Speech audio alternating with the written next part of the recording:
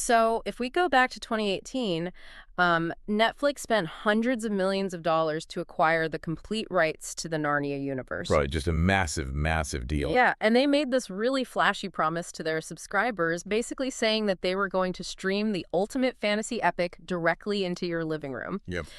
But, fast forward to today, and they are delaying their own flagship movie for nearly a year, and specifically to guarantee that you cannot watch it on your couch. I mean, it is just a stunning reversal. If you look at the whole history of streaming platforms, their entire foundational ethos has been about destroying the theatrical window. Exactly. The goal was always immediate access, right? Bringing the multiplex straight to the iPad. Which is why the news we are diving into today is so fascinating. We are looking at this upcoming adaptation of C.S. Lewis's The Chronicles of Narnia, directed by Greta Gerwig. Such an interesting choice of director, too. Oh, for sure. But the headline that everyone is reacting to right now is this major delay. So our mission for this deep dive is to, look past that surface level headline and really explain why this delay is actually a massive victory for anyone who loves movies. It really is. We are going to break down the highly calculated business strategy going on here, the history of the franchise itself, and honestly, a genuinely wild creative vision that's driving all of this. Yeah, it really requires us to look at the mechanics of how Hollywood functions right now. Because, a release delay is usually a huge distress signal. Right, like something went terribly wrong. Exactly. It usually means the studio is panicking, or the test screenings went poorly, or they're doing frantic, incredibly expensive reshoots. Yeah. But when you look at the specific dates revealed in the latest announcements, this is clearly not a production delay. This is a deliberate structural pivot in a streaming giant's whole business model. So, okay, let's unpack this, because the dates are the key to this whole thing. They really are. The film is Narnia, the Magician's Nephew. It was supposed to come out in November 2026, which is, your standard, incredibly safe holiday release window for a family fantasy movie. The perfect time for it, usually. Right. But Netflix has pushed it to February 2027. And they didn't just delay it. They announced a highly specific, tiered theatrical rollout. Which is the crazy part. It is. So on February 10th, 2027, the movie gets exclusive early showings in IMAX. Then 2 days later, on February 12th, it gets a massive global theatrical release. And it does not land on the Netflix streaming platform until April 2, 2027. What's fascinating here is that 7-week gap between the theatrical premiere and the actual streaming date.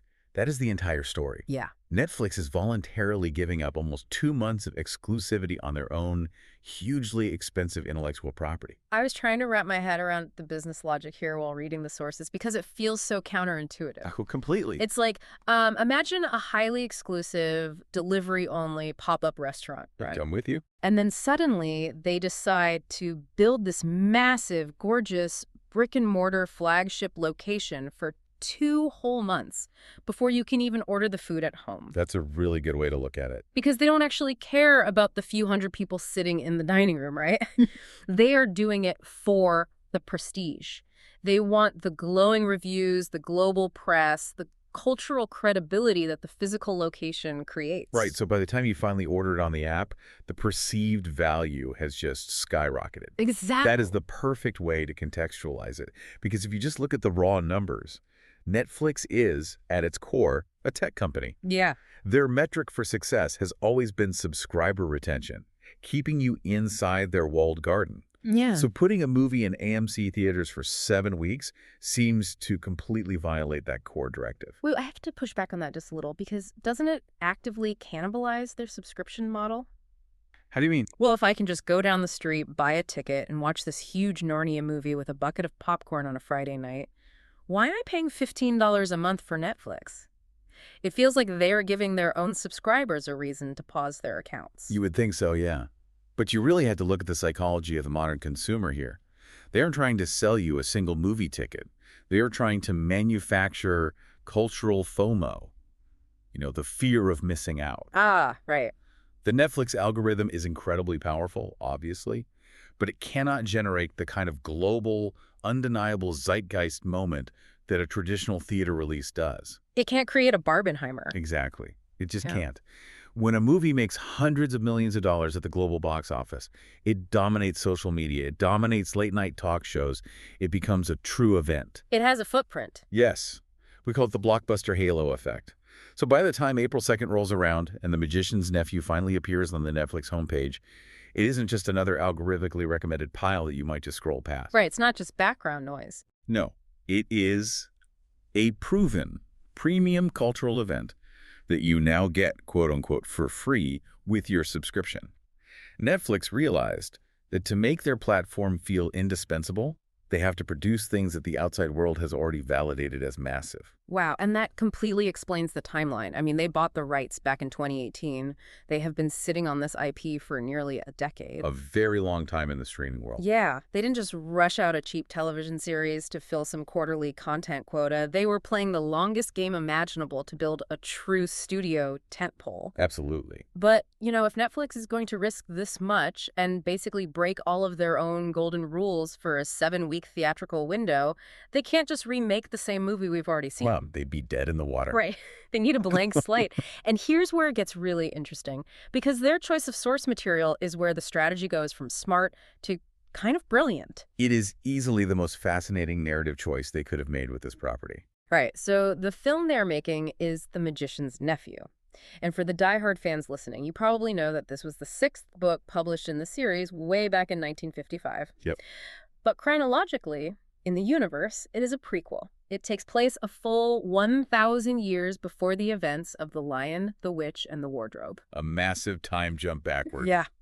And what really struck me about the source material is that while this specific story has been adapted into radio plays, theater productions, and even manga, there has never been a live-action film adaptation of it. Never.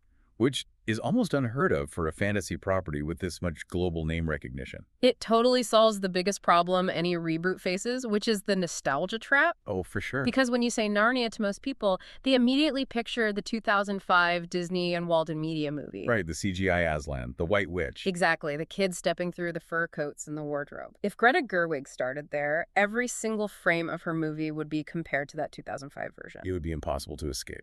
But by starting with the prequel, she bypasses the nostalgia entirely. We don't have a definitive cinematic image of The Magician's Nephew burned into our cultural memory yet. It is a phenomenal strategic maneuver. But, if we connect this to the bigger picture, it goes much deeper than just dodging the 2005 film. Really? Oh, yeah. If we look at the historical timeline of Narnia adaptations, there is a very specific structural curse that has plagued this franchise for literally half a century. Wait, a curse? Yeah, everyone who tries to adapt C.S. Lewis eventually hits a brick wall. What do you mean by a structural curse, like a logistical issue behind the scenes? Precisely. Let's look at the track record here. You have the ITV television serial in 1967, Okay. the BBC series in 1988, and then the massive Walden Media theatrical run starting in 2005. They all attempted the exact same strategy. With wardrobe, right? Exactly. They all started with The Lion, the Witch, and the Wardrobe because it is undeniably the most famous book. Right. Then they followed it up with the next 2 published books, Prince Caspian and The Voyage of the Dawn Treader. Right, I remember those movies. And then, without fail, the franchise collapses. All of them stopped after 3 adaptations. That is wild. I didn't realize they all hit the exact same wall 3 projects in. Every single time. Why? Like, what happens after Dawn Treader that just kills the momentum? Well, the mechanism behind the failure is really the nature of C.S. Lewis's writing itself. Narnia was not designed as a clean, linear cinematic universe like Marvel or Harry Potter. Oh, interesting. The books jump around wildly in time. In the books following Dawn Treader, the original main characters, the Pevensey children, are essentially phased out. Oh, wow. I didn't know that. Yeah, the timeline jumps forward hundreds of years, the tone gets a lot heavier, the allegories get much more complex, and from a production standpoint, your child actors are aging rapidly in the real world, while the characters they play are just sidelined. That sounds like a mess. It is. It becomes a logistical and narrative nightmare to keep a mainstream movie audience invested when the core cast and the timeline just keep resetting on them. Ugh, so it really is a structural nightmare. If you start in the middle of the timeline with Wardrobe, you immediately paint yourself into a corner with all the sequels. They're doomed from the start. But by going chronologically, by starting with The Magician's Nephew, which is literally the origin story of the universe, Gerwig isn't just resetting the board, she is building a completely new runway for the entire franchise. Yes. She avoids the aging actor problem from the jump because she is establishing the foundation of the world first, before any of those other famous characters even exist. She is essentially bypassing the graveyard where every other adaptation has died. She is unearthing the actual bedrock of the franchise. Okay, so we know why they chose this specific story. Now we have to talk about how she's actually going to pull it off. Because Greta Gerwig's creative vision for this, based on her statements and our sources, is incredibly ambitious. Oh, without a doubt. And it honestly creates a massive stylistic paradox. You're referring to her transition from Barbie to Narnia, right? Yeah. Yes. I mean, think about Barbie. That movie was a hyper-visual, tactile, neon pink sensory overload. Very much so. It was completely defined by its physical production design, the plastic dream houses, the bright costumes, all of it. But The Magician's Nephew is a creation myth. The story literally begins in a void. Right. Before Narnia exists, there is just nothing. Nothing. And then, as Gerwig highlights in her quote, there is this gorgeously improbable but completely brilliant concept of a cosmic lion singing the world of Narnia to life. I love that. She goes on to say that the idea of a universe built out of music is something that has always lived in her heart. It is just a beautifully poetic phrase, a universe built out of music. It's gorgeous. But, practically speaking, how does a director who is famous for overwhelming visual aesthetics transition to a story driven by a singing lion in a void? It's a huge pivot. Like, if there's nothing to look at initially, is she going to rely entirely on sound design to build the world? Well, this raises an important question about what actually makes a successful adaptation. And it is likely why Netflix wanted her specifically. Yeah. When you analyze her approach, she clearly understands that you cannot build a fantasy world purely on spectacle. The mechanism of world building has to be grounded in something deeply human. Oh, okay. Listen closely to the rest of her statement from the source. She talks about how Lewis made her believe in magic, that anywhere could be enchanted. But the linchpin of her entire philosophy is when she says that this all was available to everyone, even ordinary people like me. Even ordinary people like me. Man, that really strips away the whole chosen one trope you usually get in fantasy. Exactly. That is the emotional anchor. Whether Gerwig is directing a story about a plastic doll discovering mortality, or two kids from mundane 1900s London accidentally stepping into a void that is literally being sung into existence, the spectacle means nothing without the human reaction. The awe of the ordinary person is what bridges the gap for the audience. The contrast between the dusty, boring reality of London and a universe being formed by sound waves is what makes the magic feel real. That contrast is so important. It makes the magic feel earned. And honestly, it brings us to why this deep dive matters for you, the listener, right now. Absolutely. Because even if you don't care about talking lions, or if you haven't read a fantasy novel since middle school, you should care about the story because you are watching a tectonic shift in the entertainment landscape happen in real time. The ripple effects of this release strategy will impact how every major studio handles their biggest properties for the next decade. Completely. So what does this all mean? When you were walking past your local theater in early 2027 and you see those massive IMAX posters for Narnia, The Magician's Nephew, you are going to know the secret behind it. You'll know that this isn't just another sequel rolling off an assembly line. It is the culmination of a near-decade-long strategy that started in 2018.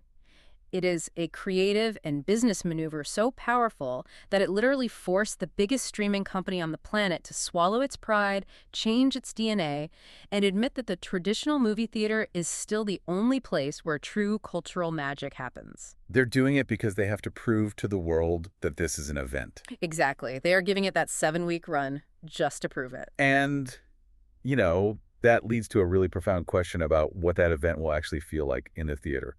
We are currently living in an era of cinema that is completely exhausted by visual CGI spectacle. Girl, tell me about it. We are totally numb to digital armies crashing into each other, massive laser beams shooting into the sky, over-rendered explosions. Our eyes are tired. The fatigue is so real. You can only watch so many pixels explode before it all just blends together. Exactly.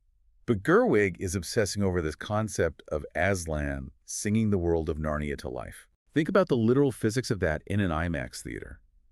Think about sub-bass frequencies that you can literally feel in your chest. Oh, wow. Think about cymatics, the visual representation of sound waves moving physical matter. In a cinematic landscape defined almost exclusively by what we see, How might a blockbuster where the creation of the universe is a fundamentally auditory event completely upend our expectations? That is a wild thought. If the score and the sound design replace CGI as the primary engine for world building, it might change not just how an epic fantasy movie looks, but much more importantly, how it feels.